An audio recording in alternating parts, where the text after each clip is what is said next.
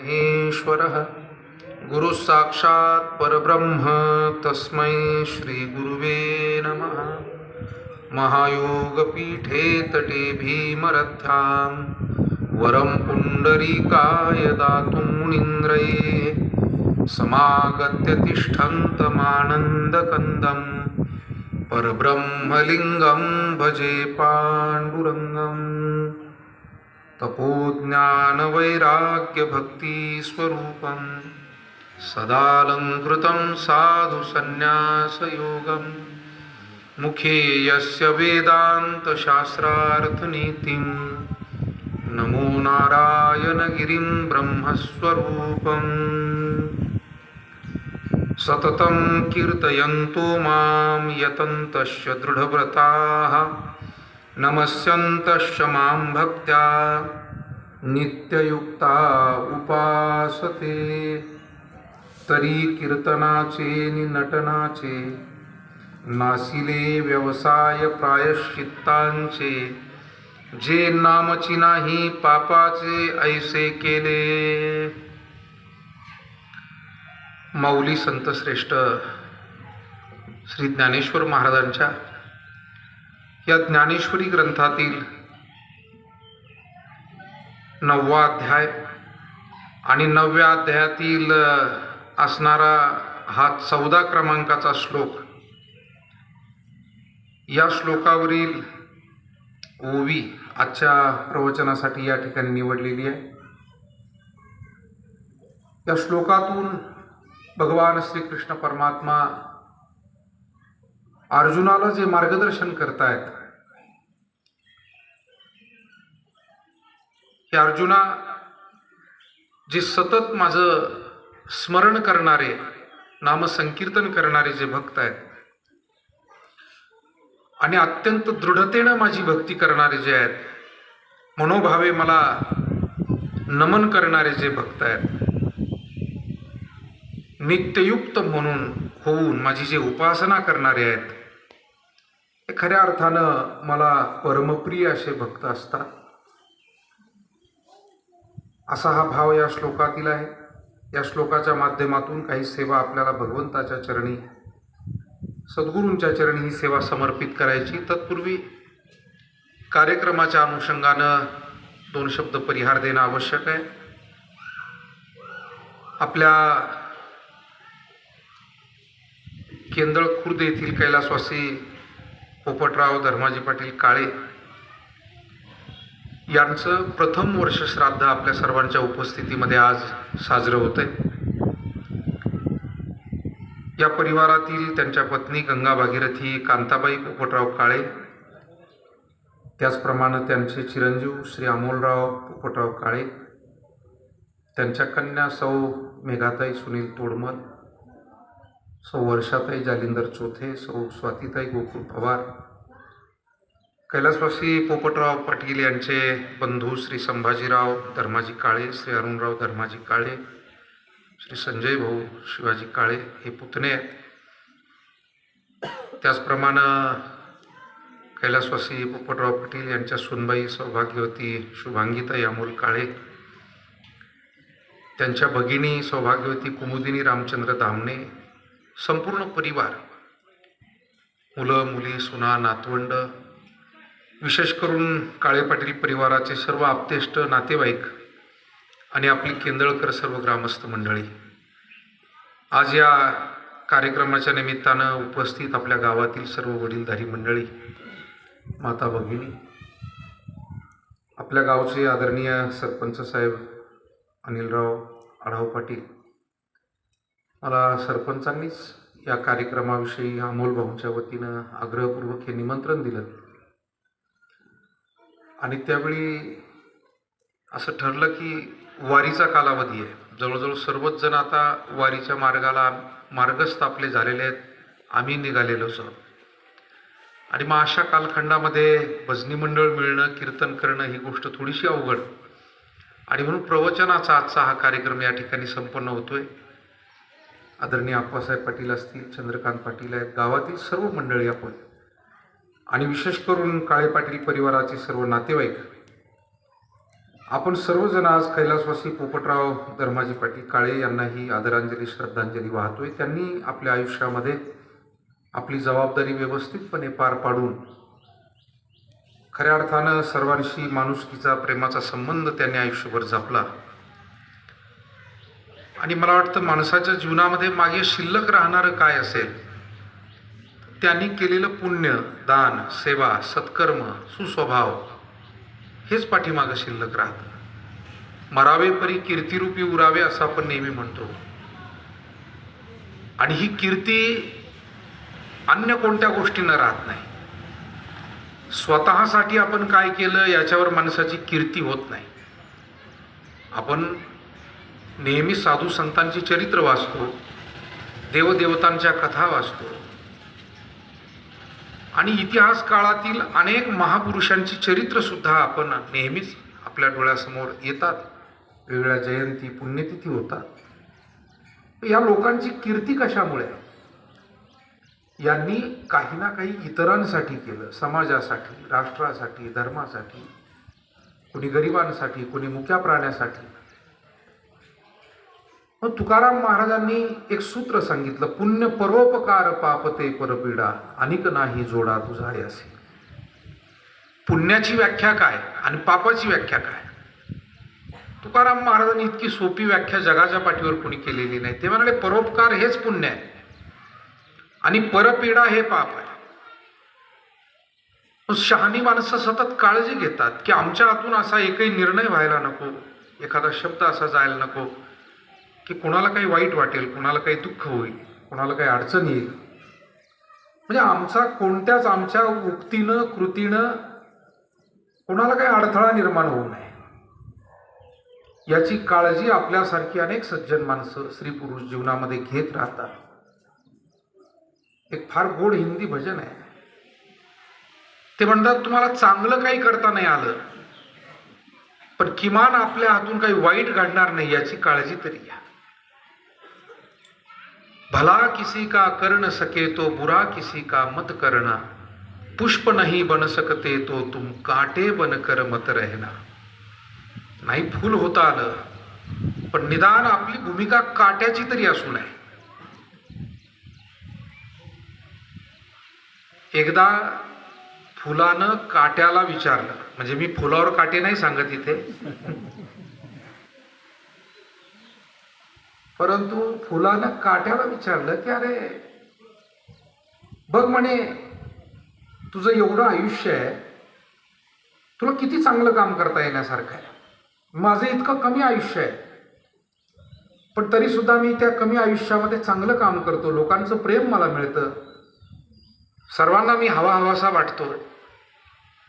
मला वाटतं बाबा तूही हे काम करावं.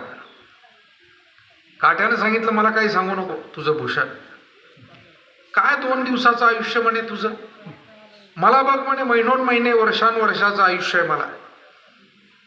अरे पण मुद्दा तोच आहे ना, तुला आयुष्य किती आहे यापेक्षा तू करतोय काय हे महत्वाचं आहे.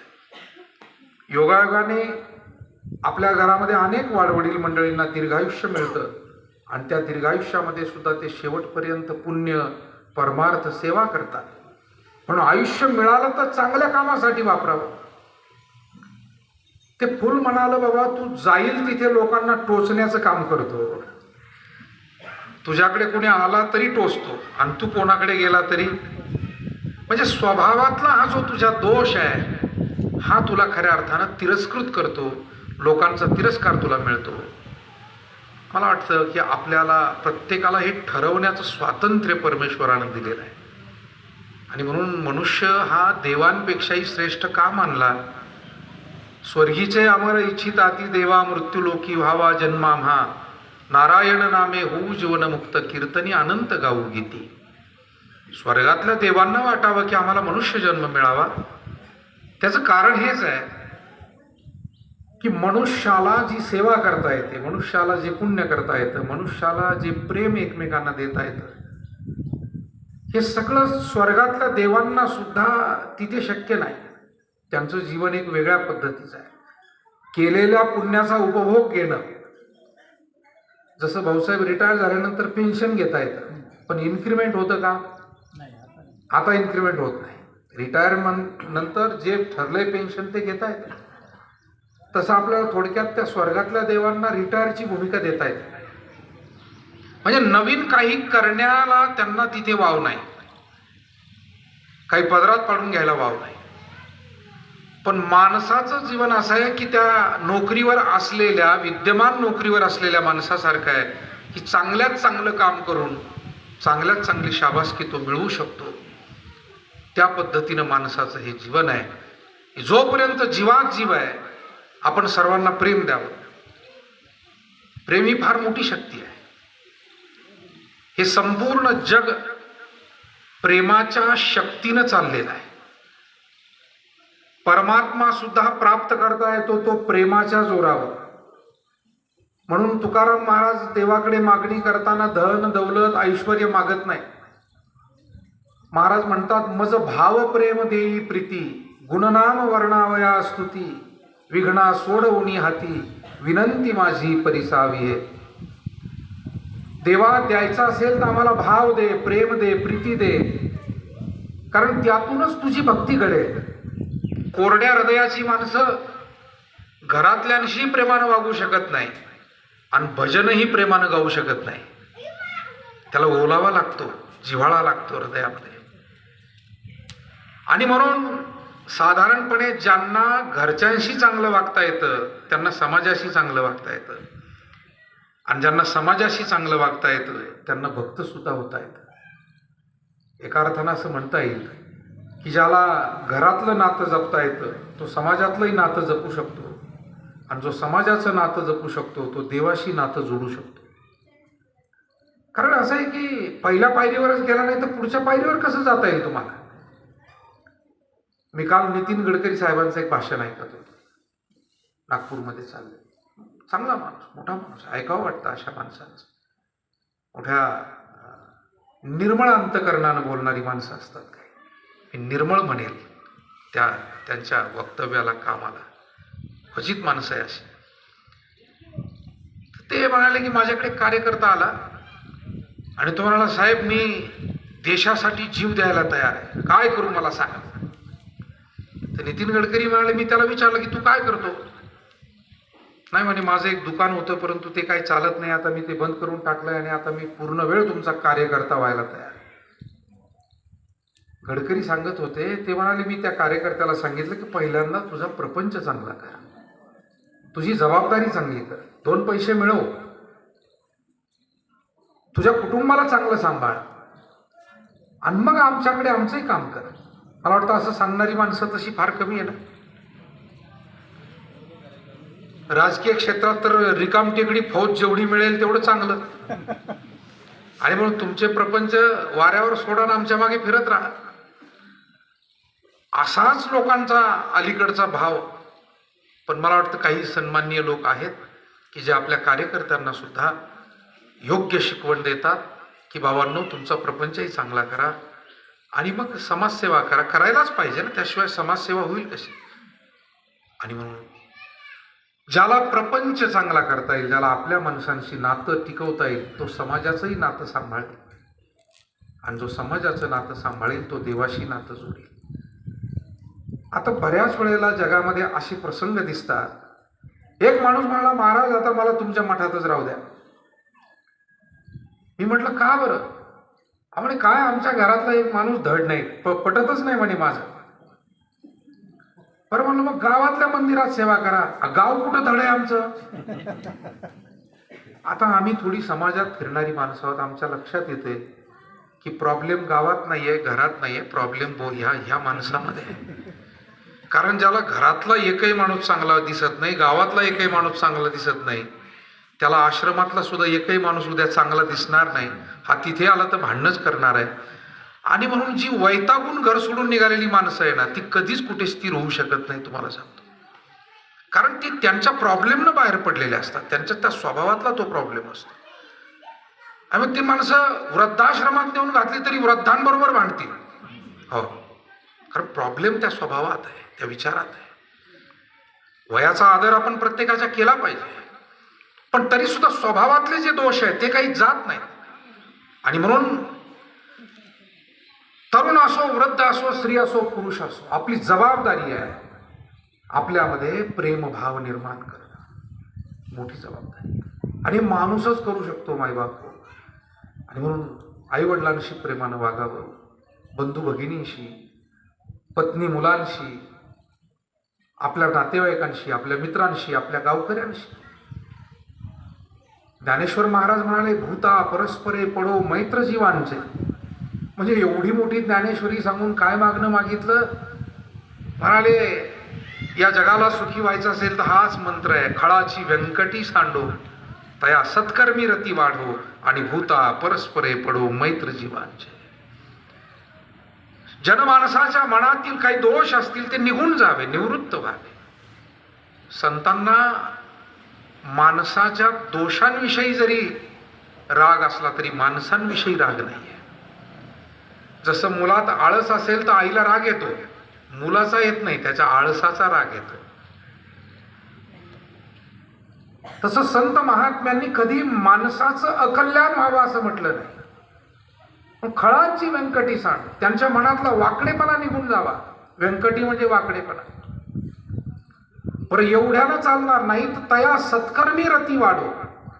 मग जी माणसं कुटुंबात चांगली वागत नसतील, समाजात नसतील, आपल्या ऑफिसात नसतील, त्यांच्या स्वभावातले विचारातले दोष निघून जावेत, तेही सुखी होतील, त्यांच्या भोवतालचेही सुखी होतील. आणि सत्कर्मी रती वाढो, त्यांना हळूहळू सत्कर्माची आवड निर्माण व्हावी. पारायण आवडत नसेल तर पारायणाला बसावं असं वाटलं पाहिजे. प्रवचन कीर्तन आवडत नसेल तर प्रवचन कीर्तनात कधीतरी 10-5 मिनिट जावं असं वाटलं पाहिजे. पाहुण्यारावळ्यांशी बोलायला आवडत नसेल तर कधीतरी पाहुण्यांजवळ बसून याला म्हणावं, तया सत्कर्मी रती वाढो. हे सत्कर्मच आहे. एकमेकाशी प्रेमानं संवाद हे सुद्धा सत्कर्म आहे. आजच्या काळामध्ये अजून आपल्या भारतासारख्या देशामध्ये हे टिकून आहे, पण जगामध्ये एक समस्या निर्माण झालेली आहे की तिथे बोलायलाच कोणी नाही एकमेकांशी. आणि त्याच्यामुळे त्या गुगलनं एक बोलकं यंत्र आणलेलं आहे आणि ते घरात ठेवतात. हे गुगल म्हटलं की ते बोलायला लागतं.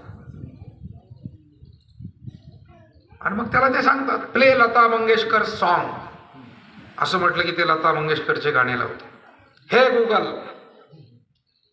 मी एका ठिकाणी सुरुवातीला नाशिकला एका ठिकाणी गेलो. आम्ही आपलं बसलो, माणूस हौशी होता, ज्यांच्या घरी गेलो.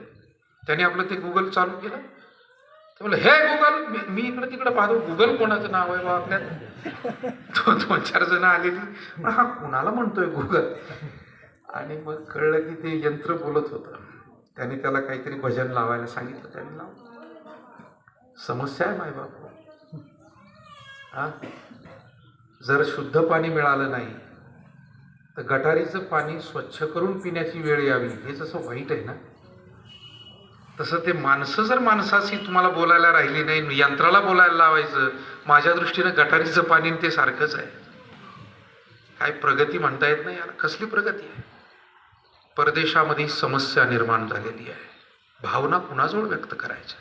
पती पत्नी एकत्र राहत नाही, मुलं जवळ थांबत नाहीत, कोणी कोणावर डिपेंड नाही ना.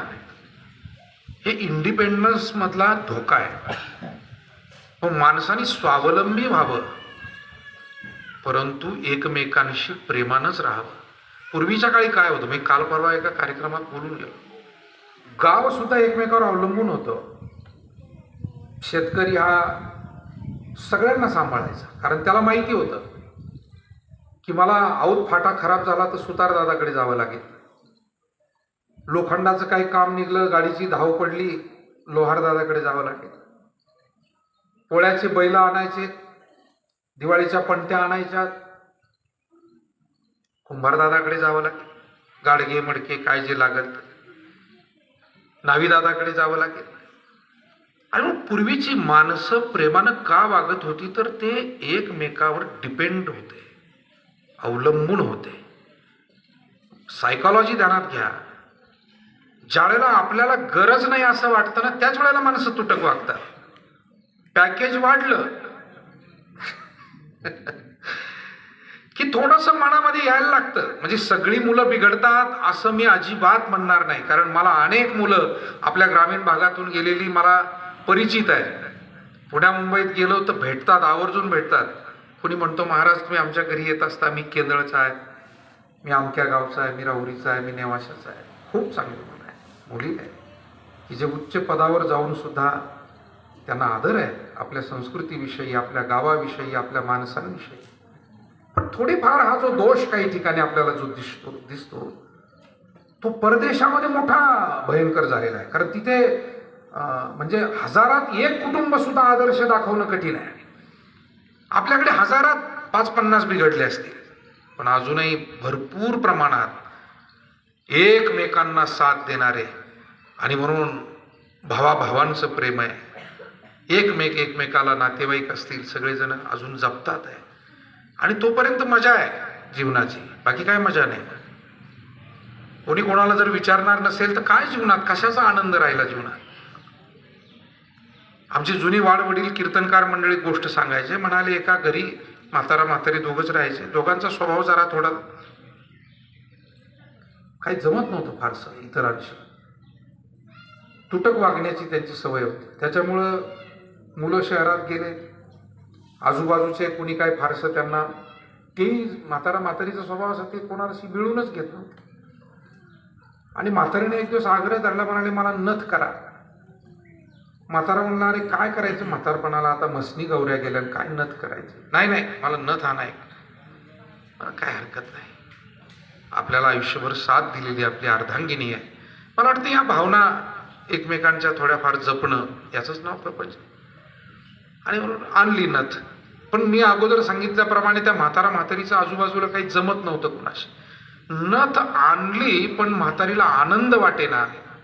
मला सायकॉलॉजी तुमच्या ध्यानात आणून द्यायची, मानसिकता कशी असते.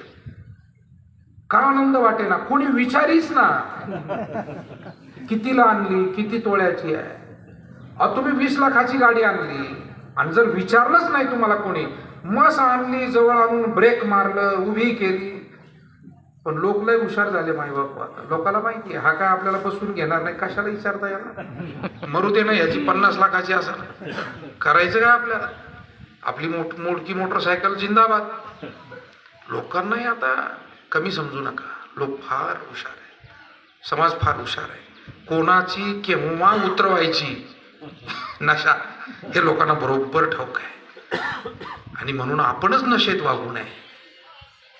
नशा शब्द यासाठी वापरतो, तुकोबारायांनी वापरला. तुका म्हणे इह लोकीच्या व्यवहारे, नका डोळे धुरे भरोनी राहू. महाराज म्हणले अरे बाबा दिवस चांगले येतील कधी, पण धुंदी येऊ देऊ नका. तारुण्य आहे म्हणून काय सर्वांशी चुकीचंच वागावं, पैसा आहे म्हणून काय सर्वांशी चुकीचंच वागावं, सत्ता आहे म्हणून काय चुकीचंच वागावं. तेव्हा आहेत पुष्कळ माणसं चांगली की जे तारुण्य असतानाही अत्यंत संयमानं वागतात, पैसा असतानाही अत्यंत उदार वृत्तीचे असतात, सत्ता असतानाही सर्वांचा सांभाळ करतात. अशी माणसं, अशी उदाहरणं पुष्कळ आहेत ना. आणि हेच आपल्याला अभिप्रेत आहे. तेव्हा त्या म्हातारीने कोण आपले जात नव्हते, नथ आणली कोणी विचारीच नाही. म्हातारीला काही बरंच वाटे ना. ते नथ घातली, शेजारी जाते, बळच गेली, काय चाललं तुझं, झाला का स्वयंपाक. तिला माहिती आहे आज नथ दाखवायला आली ना, म्हणायचंच नाही हिला. या बाबतीत आमच्या माता भगिनी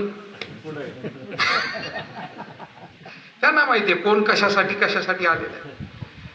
आणि म्हणून त्या म्हातारीला काय कोणी विचारलं नाही. तिला एवढं वाईट वाटलं. बघा बरं, 2 तोळ्याची सोन्याची नथ आहे तरी समाधान झालं नाही. मी का म्हणतो, माणसांची गरज आहे आपल्याला, हे मला सांगायचंय. असं कधी समजू नका की पैसा आहे म्हणजे मला माणसाची काय गरज, पद मिळालं म्हणजे मला माणसांची काय गरज, शिक्षण झालं म्हणजे मला माणसांची काय. नाही, या सगळ्या गोष्टी तुम्हाला थोडंफार समाजातलं देतील. शिक्षणानं तुम्हाला ज्ञान मिळेल, थोडी प्रसिद्धी मिळेल, थोडी नोकरी मिळेल, पैशानं थोड्या सुविधा मिळतील. पण प्रेम हे माणसांकडूनच मिळतं, ते वस्तूकडून मिळत नाही. वस्तूजवळ रडत बसलात तरी वस्तू तुमच्या अश्रू पुसत नाही. तुमच्या घरामध्ये 1 कोटी रुपयाचं फर्निचर आहे आणि एकटे एखाद दिवशी रडत बसा, ते फर्निचर तुमच्या अश्रू पुसत नाही. आणि म्हणून ही संस्कृती आहे, सुखात एकत्र यावं, दुःखात एकत्र यावं. आणि म्हणून ही जपायची आपल्याला. बऱ्याच लोकांना असं वाटतं की आपले वाडवडील अडाणी होते. नाही नाही नाही, चुकतोय आपण.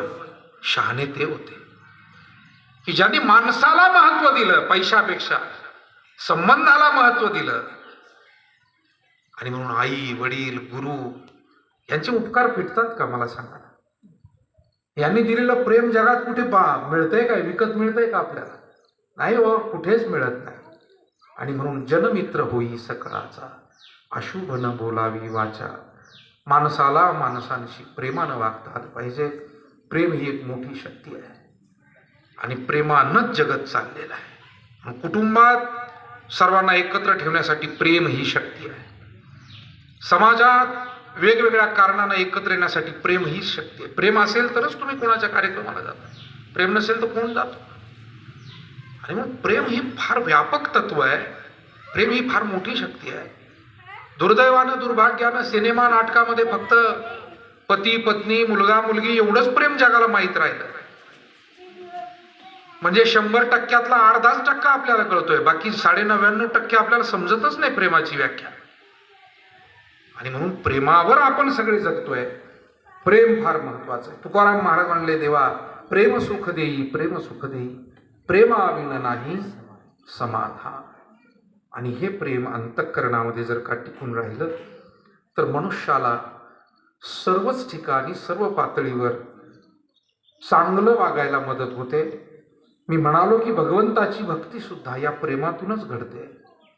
ज्या ज्या भक्तांकडे अफाट प्रेम होतं त्याच भक्तांना देव पावला अशी उदाहरण आहे. ज्यांच्याकडे ते प्रेम, नाहीतर पांडवांनी कौरवांमध्ये काय फरक आहे? पांडवांकडे आहे प्रेमभाव आणि कौरवांकडे आहे अहमभाव. वेगवेगळ्या भावना आहेत दोघांकडे. द्वेषभाव आहे, अहमभाव आहे, वैरभाव आहे.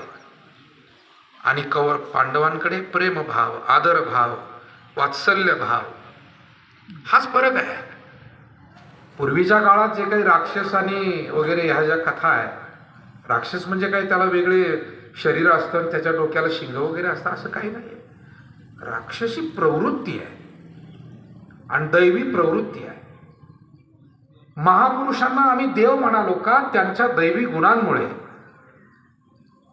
आणि काही चुकीच्या लोकांना राक्षस म्हटलं गेलं धर्मग्रंथांमध्ये त्यांच्या महापुरुषांना सद्गुणांमुळे आणि राक्षसांना त्यांच्या चुकीच्या गुणांमुळे. म्हणून खऱ्या अर्थाने या पद्धतीनं जर मनुष्य वागू लागला तर भगवान श्रीकृष्ण गीतेमध्ये म्हणतात, सततम कीर्तयंतो माम यतंतश्च दृढव्रताः. या मनुष्य जन्माला आल्यानंतर पाहेपा शरीराची या गावा, जया लागी आले ती पांडवा, तो कार्यार्थ गवा सांगोनिया. मनुष्य शरीर ज्यासाठी मिळालंय, मला वाटतं काहीच जबाबदारी आहे. आपण थोडं त्रोटक पाहण्याचा प्रयत्न करतो, कारण वेळेतच आपल्याला थांबायचं. पहिली जबाबदारी आहे स्वतःची, स्वतःवर जबाबदारी आहे. उद्धरेद आत्मनात्मानं नात्मानम असादयेत आत्मैव ह्यात्मनो बंधुर आत्मैव रिपुरात्मनः. उद्धरेद आत्मनात्मानं. गीतेनं सांगितलं, तुमचा उद्धार दुसरा कोणीही येऊन करू शकणार नाही, तुम्हीच तुमचा उद्धार करा. उद्धरेद आत्मनात्मानं. आणि म्हणून एखाद्या विद्यार्थी किंवा विद्यार्थिनीला अमुक पदावरती जायचंय. खूप चांगली मुलं आपली ग्रामीण भागातली आता शिकतायत. मगाशी भाऊसाहेबांनी MPSCचा विषय काढला. अनेक मुलं चांगल्या चांगल्या ठिकाणी UPSC काय MPSC काय वेगवेगळ्या. आणि खरं म्हणजे तपश्चर्या आहे हो, काही सोपं काम नाही. आईबापाला वाटतं तितकं सोपं नाही ते. 10-5 हजार 10-20 हजाराची पुस्तकं आणून देणं, फी भरणं सोपं आहे. पण त्या पुस्तकातलं सगळं डोक्यात उतरवायचं आहे आणि डोक्यातलं पुन्हा परीक्षेत मांडायचं आहे. तपश्चर्या आहे. आणि म्हणून फार लोडही देऊ नका. थोडं थोडं थोडं हळूहळू. 80% आलं तर 85ची अपेक्षा करा, 85वर गेला तर 90ची करा. पण 60वाल्याकडून एकदम 100%ची अपेक्षा करायला लागलात तर त्यांचाही जीव घुसमटतो. होतंय कधी कधी अशा चुका घडतात. आणि म्हणून प्रत्येकाकडे गुण वेगळे असतात. आता विषय निघाला म्हणून सांगतो. वर्तमानपत्रामध्ये एक गोष्ट मी वाचली कधीतरी अनेक वर्षापूर्वी. छान गोष्ट होती. की एक विद्यार्थी साहेबांचा मुलगा आहे, शाळेमध्ये शिकतोय, आणि त्याच्या शाळेत दुसरा चपराशाचा मुलगा आहे. एका शाळेत दोघे शिकत आहेत. योगायोगाने चपराशाचा मुलगा थोडासा, त्याचा बुद्धिअंकच जास्त, त्याला मार्क चांगले पडले, 1 नंबरनी आला. चपराशी पेढे घेऊन प्रेमानं आला बिचारा, त्याची काही वाईट बुद्धी नाही, पण पोराला चांगले मार्क पडले. गुंजाळ सर आता बापाला कौतुक होतं, तुम्ही असे अनेक विद्यार्थी घडवलेले आहेत, अनेक बापांचा आनंद पाहिलेला. आला तो आणि सगळ्यांना पेढे दिले. अरे माझा पोरगा पास झाला, 1 नंबर आला, 92% पडले, 1 नंबर आला, माझा पोरगा पास झाला. साहेबालाही पेढे दिले, पण साहेबाला माहित होतं त्याच वर्गात माझाही मुलगा शिकतोय. वाईट वाटलं, ह्याचा पोरगा एक चपराशी आपल्या हाताखालचा. त्याला उत्सुकता होती एकदाचा घरी कधी जाईल ना आपल्या पोरगाचा किती मार्क आहे ते पाहिजे. घरी आल्यावर साहेबांनी जोरात विचारलं पत्नीला, पोरगा कुठे आपलं?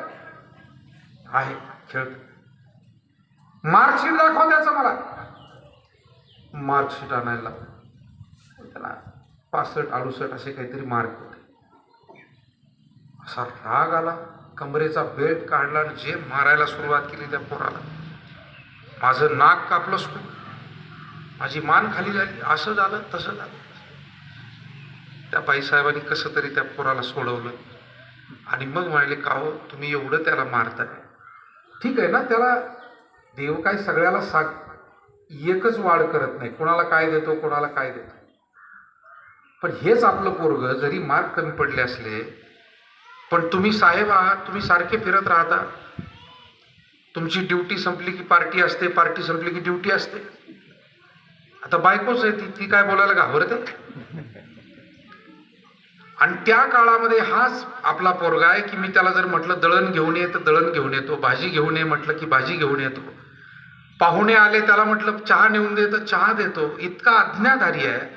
मग सगळे गुण हे काही कागदावरच्या टक्क्यातच मोजायचे असतात का? काही गुण हे माणसाच्या स्वभावातूनही आपण मोजले पाहिजे.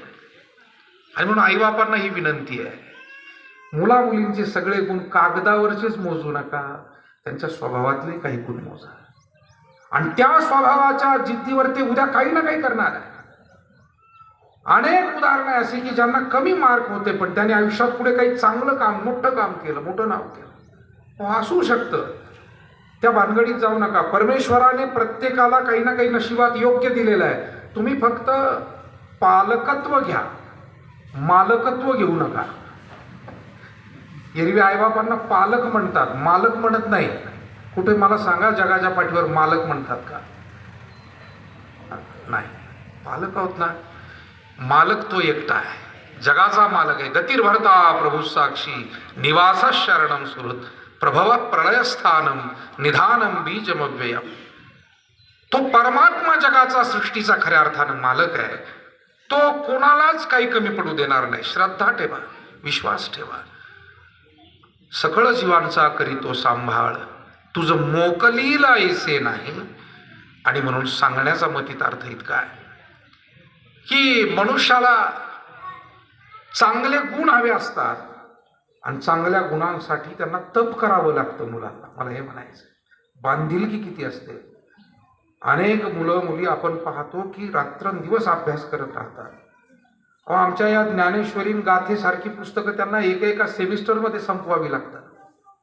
मी तर आश्चर्य करतो की आमचं काय, नाहीतरी काय. आमच्यासारखे काही काही मंडळी तर असे की तेच कीर्तन 17 ठिकाणी जाऊन सांगतात. डोंबल्याचा अभ्यास कशाचा, तेच गुणन तीच काढी, तेच तुंतुन काय कसं. पण या मुलांचं कौतुक केलं पाहिजे. आणि म्हणून आपण एक उदाहरण म्हणून मी सांगतो की आपण जर ठरवलं या मनुष्य देहामध्ये तर आपल्याला काही होता येतं, उत्क्रांती करता येते. फक्त आपल्याला आपल्या ध्येयाशी जोडून घेता आलं पाहिजे. आपलं ध्येय नीटपणे आपल्याला ठरवता आलं पाहिजे. आणि म्हणून जगाचा मायबाप परमात्मा जो आहे, पहिली जबाबदारी मी सांगत होतो आपलीच आपल्यावर आहे. आपणच आपल्याला घडवायचं आहे. दुसरी जबाबदारी आपल्या परिवाराला साथ द्यायची आहे, त्यांच्याही जबाबदाऱ्या काही आपल्यावरती आहे. तिसरी जबाबदारी आपली आहे समाजाची. आपल्या अवतीभोवती असलेला सर्व जाती धर्माचा जो समाज आहे त्याच्याही काही अडीअडचणी असतील, जिथे आपण उपयोगी येऊ शकतो तिथे आपण नक्कीच, आणि मला वाटतं आपल्यासारखी सज्जन माणसं आजही ते करतातच आहे, जिथे कुठे आपल्याला सहकार्य करता येईल, जी ज्या वेळेला गरज असेल माणसं एकमेकासाठी धावून जातात, मदत करतात, तेव्हा हेही आपण केलं पाहिजे. समाजाची तिसरी जबाबदारी आहे. चौथी जबाबदारी आपल्यावरती आहे, ती म्हणजे राष्ट्राची आहे. ज्या राष्ट्रामध्ये आम्ही जगतोय, वाढतोय, भारत देशाला तर माता म्हणतात, भारत माता, आणि म्हणून राष्ट्राची काही जबाबदारी आहे. राष्ट्राला उन्नत करण्यासाठी योगदान देणं. एका विचारवंत माणसाचं ऐकलं होतं की देशाला पुढे नेण्यासाठी बाकी काही करायचं नाही, तुम्हाला पुढे नेलं की देश आपोआप पुढे जातो. देशामध्ये बुद्धिमानांची संख्या वाढली की तो देश बुद्धिमान, देशामध्ये श्रीमंतांची संख्या वाढली की तो देश श्रीमंत, देशांमध्ये काम करणाऱ्यांची संख्या वाढली की तो देश कर्मनिष्ठ, कर्मयोगी, आणि देशामध्ये आळशांची संख्या वाढली की तो देश आळसी, लेझी. म्हणून देशाला पुढे न्यायचं काही करायचं नाही, आपण आपली धडपड चालू ठेवली की देश पुढे जातो. शेतकऱ्यांनी शेतमाल पिकवला की देश उन्नत होतो. कर्मचाऱ्यांनी आपली ड्युटी वेळेत येऊन चांगली केली, देश पुढे जातो. दुर्दैवानं, दुर्भाग्यानं आपल्या देशामध्ये आजही कित्येक लोक असे आहेत की ज्यांना कमी काम पाहिजे, पगार जास्त पाहिजे, किंबहुना ते दररोज त्याच्यासाठी आपली बुद्धी खर्च करतात की मला कमीत कमी काम कसं राहील आणि मी लवकर कसा घरी जाईल आणि कसा देश पुढे जाणार. साने गुरुजींसारखी माणसं त्यावेळेला तळमळीनं सांगत होती की प्रत्येकाने जर का कष्ट केले. शास्त्रीजी जेव्हा पंतप्रधान होते, अन्नधान्याची कमतरता आली तर म्हणाले एक उपवास करा, 1 दिवसाचा, अर्ध्या दिवसाचा. हे माणसं देशासाठी किती ऐकत होते, कसं वागत होते. आणि म्हणून मला वाटतं देशाला पुढे न्यायचंय. प्रत्येकानं आपली जबाबदारी, शिक्षकावर जबाबदारी, अधिकाऱ्यावर जबाबदारी, शेतकऱ्यावर आहे, वारकऱ्यावर आहे. आपापली जबाबदारी आपण नीटपणे जर सांभाळली, त्या देशातलं शिक्षण, त्या देशातला धर्म, त्या देशातली संस्कृती, त्या देशातली शेती, त्या देशातले उद्योग, व्यवसाय, राजकारण, समाजकारण व्यवस्थित सांभाळण्याचा प्रयत्न जर केला, मला वाटतं देश पुढे जातो. आता येता येता आमची चर्चा चालली, भाऊसाहेबांना आमची चर्चा चालू. म्हटलं भाऊसाहेब तुमचं भाग्य आहे. ते म्हणले हो खरंच भाग्य आहे की आम्हाला अनिल भाऊसारखे सरपंच मिळाले. गोष्ट खरी आहे, नाही तर सरपंच आपल्या भागात बरेच सरपंच चांगलेच आहेत. म्हणजे एका ठिकाणच्या एका सरपंचाची अशी गोष्ट ऐकली होती की ते सकाळीच गटारात पडायचे. एकदा 2-4 मित्रांनी धरून काढले वर, अरे बाबा आज ग्रामसभा आहे, आज तरी असं करू नको. त्यांना आंघोळ पांघोळ घातली आणि सांगितलं अरे चल तिकडं. तो म्हणला अजिबात नाही, जर मी सरपंच आहे तर गाव कोणाच्या ताब्यात? म्हणे तुमच्या ताब्यात. मित्र म्हणाले तुम्ही सरपंच आहे म्हणजे गाव तुमच्या ताब्यात. मग गाव जर माझ्या ताब्यात तर गटार कोणाच्या ताब्यात? म्हणे तुमच्या ताब्यात. पडा. तेव्हा मला सांगा, ही माणसं जपली पाहिजे आपण. एका बाजूला आपण ठणान बोंबा मारतो की राजकारण बिघडलं, आणि दुसऱ्या बाजूला चांगल्या माणसाचं कौतुक करायला आपण का कमी पडतो? घरात असो, गावात असो, समाजात असो, घरातली सुद्धा मुलं मुली सुना चांगलं काम करतील, कौतुक करा, तोंड भरून करा. सुनबाईनं चांगली भाजी केली ना, मग का दरिद्र्यासारखं बोलता? जरा मोठं उदार मनानं बोला, सुनबाई चांगली भाजी. माणसं नुसते पैशानं दरिद्री नाही, काही काही विचाराने आणि बोलण्याने पण फार दरिद्री, बोलतच नाही चांगलं. पोराला तुम्ही 2 माऱ्या शिव्या घालता, त्याच पोराने चांगलं काम केलं का कौतुक करत नाही त्याचं? आपला समाज हा कौतुक करायला फार कमी पडतो. मी एका मारवाडी माणसाच्या घरी गेलो. वडगाव म्हणून गाव आहे शिरूर तालुक्यात, आमदार पवारांचं गाव आहे. काय त्याचे वडगावला काही अशी टोपण नावं असतात, ती पिंपळगाव, वडगाव इतके आहेत. वडगाव रासई शिरूर तालुक्याच्या आमदारांचं गाव. दत्त जयंतीला गेलो, रमेश शेठ म्हणून एक मारवाडी, त्यांनी मला बोलावलेलं. पुण्याला सगळं कुटुंब, मोठमोठे उद्योग व्यवसाय, पण त्यांचा जुना वाडा, त्या दिवशी त्यांनी खास त्या जुना वाडा झाडून झटकून तिथंच आम्हाला जेवण ठेवलेलं. आणि मग सगळा परिवार आल्याबरोबर वारकरी म्हणून व्यक्ती म्हणून नव्हे पण वारकरी म्हणून आमच्या सगळ्यांचं स्वागत सत्कार त्यांनी केला. आणि सुनांचा परिचय करून देताना ते रमेश शेठ म्हणले, महाराज डोळ्यात पाणी आणलं, या माझ्या सुना नाही, या माझ्या लेकी आहे. शेतकरी समाज हा बोलायला कमी पडतो, चांगलं बोला. घरातलं वातावरण चांगलं नाही, वाईट बोलायला मात्र आपण कमी पडत नाही. धाड धाड धाड धाड मुलूक मैदानी तोफ, शिव्या ऐकाव्या म्हणून.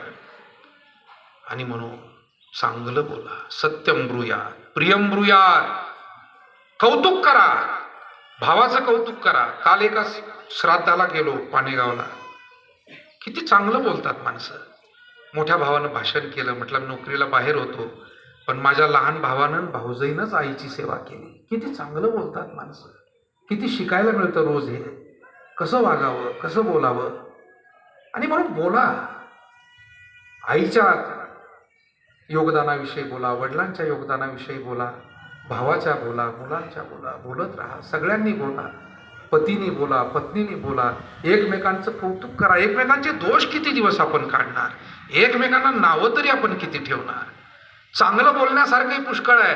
आणि चांगलं बोलून पहा, मग ती माणसं आणखी चांगलं वागायला लागतात. सायकोलॉजी सांगतो तुम्हाला. चांगलं बोलाल ना, त्या सुनेचं मुलाचं एकदा कौतुक करून पहा, त्यांच्याही लक्षात येतं चांगलं केलं तर कौतुक आहे, नाही तर मग शिव्या बसणारच आहे. मग चांगलंच करा ना, हळूहळू बदल होतो. आणि म्हणून राष्ट्राची जबाबदारी आमच्यावर आहे आणि धर्माची जबाबदारी आमच्यावर आहे. आमचा जो विचार देणारा, संस्कार देणारा धर्म म्हणजे वाईट नाही मायबाप हो. जगाच्या पाठीवर सगळेच धर्म चांगलं शिकवतात असं माझ्यासारख्या सामान्याला वाटतं. आणि हिंदू धर्माचं विचाराल तर तो तर सर्व धर्माची जननी आहे, आई आहे. सर्व याच्यातूनच प्रसवलेली आहे, मूळ आहे, सनातन आहे, अनादी आहे. आणि या सगळ्या साधू संत ऋषी मुनींनी आम्हाला चांगलं शिकवलंय, योग्य ते शिकवलंय, कुटुंब नियम, समाज नियम. आणि म्हणून आम्हाला धर्माची जबाबदारी नीटपणे सांभाळता आली पाहिजे. देशाची जबाबदारी आमच्यावर काही आहे तीही आमच्या ध्यानी असली पाहिजे. समाजाची जबाबदारी आहे, समाजाच्या सुखदुःखात काही योगदान देता आलं पाहिजे. कुटुंबाची जबाबदारी आहे, कुटुंबासाठी काही त्याग, काही कष्ट घेतलेच पाहिजे. आपण घेतातच सर्वजण. आणि स्वतःला घडवायला विसरलं नाही पाहिजे, कारण मूळ आहे ते मूळ.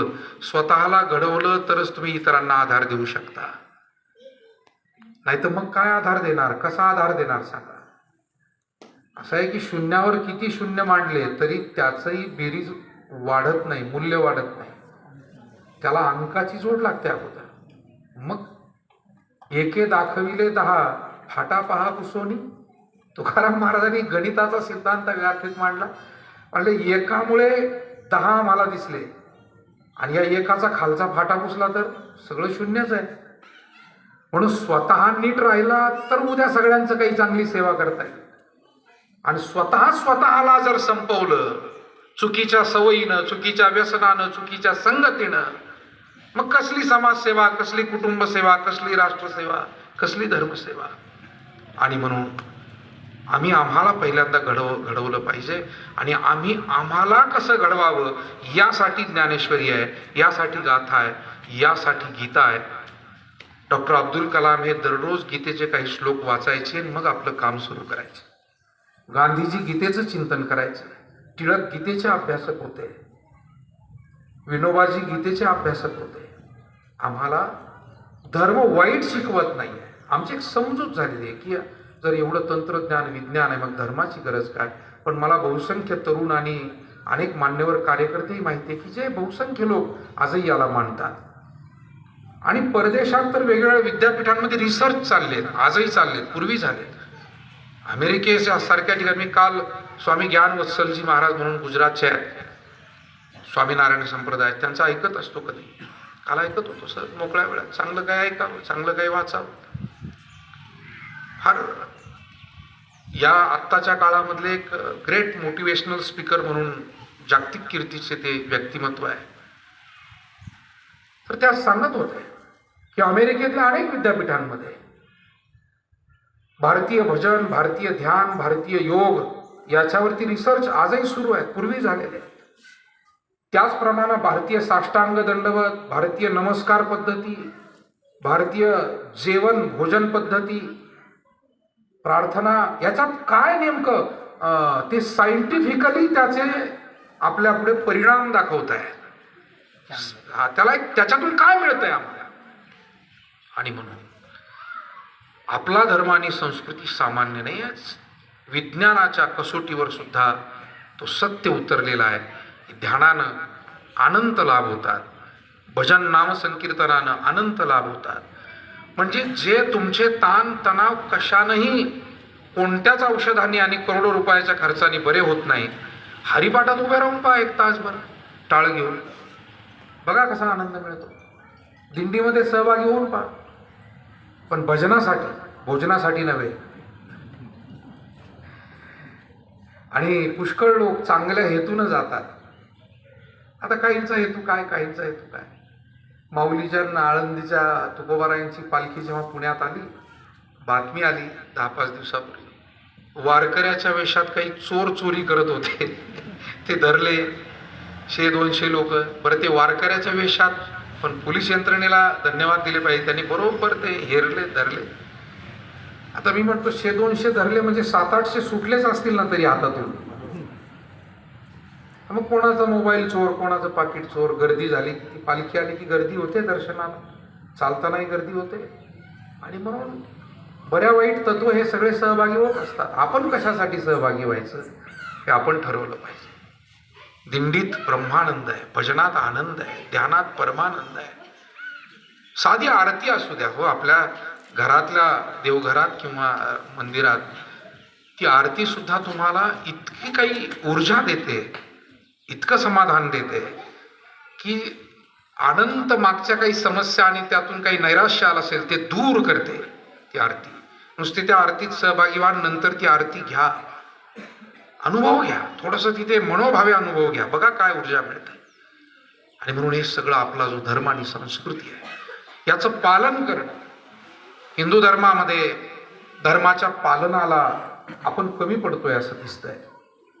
धर्माचं प्रवचन पुष्कळ आपण सांगतो. हे आता मी इथे बसलोय, बोलतोय बडबड, काय प्रवचन करतो आपण, धर्माचे उत्सव करतो, धर्माची व्याख्यानं करतो. इतर धर्माचे लोक प्रवचनं कमी करतात आणि पालन जास्त करतात. आम्ही मात्र प्रवचनं दिखावा जास्त करतो, पालन कमी करतो. आईवडिलांची सेवा हे धर्माचं पालन आहे. शेजाराचा शेजार धर्म जपणं हे धर्माचं पालन आहे. मुक्या प्राण्यावर दया करणं हे धर्माचं पालन आहे. आडला नडला गोर गरीब त्याला सहकार्य करणं हे धर्माचं पालन आहे. गुरूंची, वडीलधाऱ्यांची आदर ठेवून मार्गदर्शन त्यांचं घेणं धर्माचं पालन आहे. ईश्वराची भक्ती करणं हे धर्माचं पालन आहे. दान, सेवा, पुण्य, परोपकार करणं हे धर्माचं पालन आहे. आणि म्हणून पुष्कळ लोक अजून करतायत म्हणून बरं आहे.